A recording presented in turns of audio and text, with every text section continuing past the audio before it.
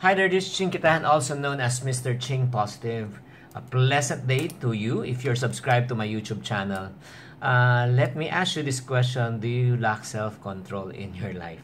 Hirap ka ba kontrolin ang iyong emotion, ang ugali mo na minsan hindi masyadong maganda, madali ka magalit, or let's say naman may gusto kang bilhin na kahit na wala kang pera, diba, nabibili mo, kahit inuutang mo na lang, ginagawa mo ng paraan. So, in other words, if you're going through this, you just need to understand you lack self-control. And if you do acknowledge that you lack self-control, my question is, do you want to improve it? Kasi pwede lang to mag-improve kung gusto mo. Hindi ka pwedeng pilitin ng tao. It must come from you. There are many times in our lives, whether you like it or not, there are tendency na talagang we allow emotion to go ahead of us rather than the way of thinking. Like for example, again, napapabili ka ng laptop na hindi mo kaya.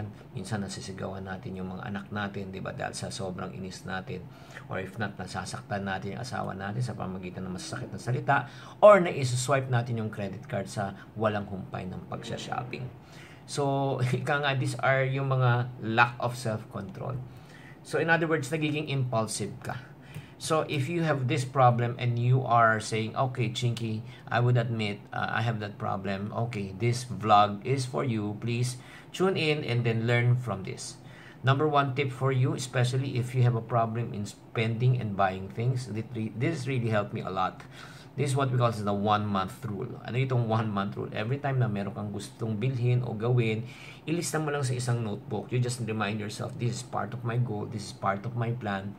Like for example, buying a cell phone, or let's say going out of town, country, or let's say abroad yung trip, or let's say gusto mong lang magtayo ng isang restaurant, gusto mong bili ng sports car, lahat ng gusto mo ilista mo. And then, anong gagawin mo?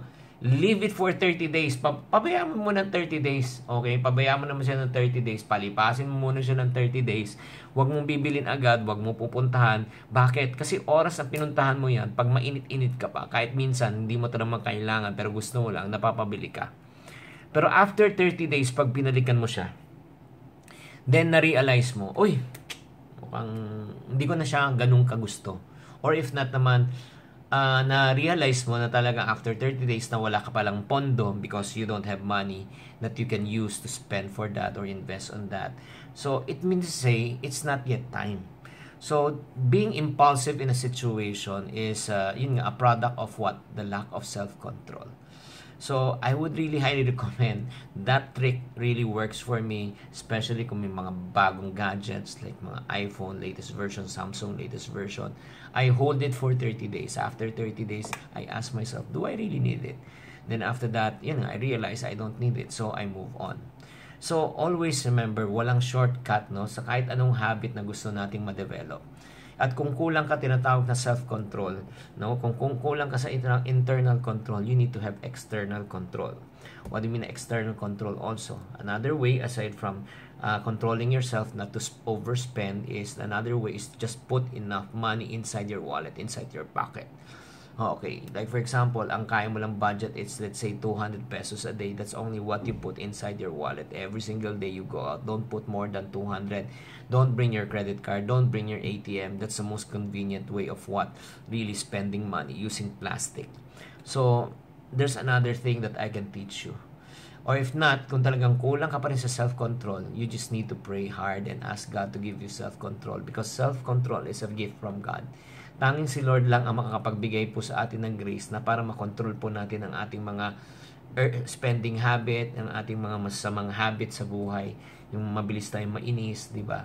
So, again, if you follow these simple steps, I do believe He will grant you wisdom. He will give you the self-control to be able to overcome any type of temptations that you are facing right now. So, I just thank you for tuning in right now.